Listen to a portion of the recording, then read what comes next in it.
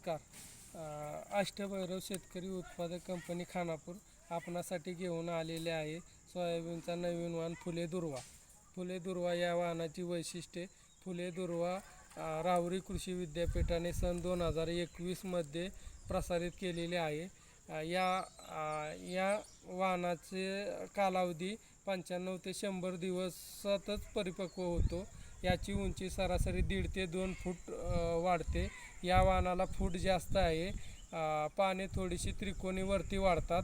खोडावरती शेंगेवरती लव असते.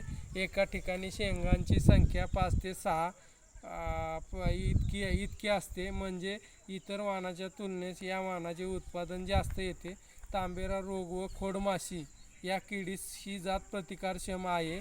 योग्य व्यवस्थापन केल्यास एकरी सरासरी 18 ते 20 क्विंटलपर्यंत उत्पादन घेता येते. इतर वाहनांच्या तुलनेत ही वाण लवकर परिपक्व होतो.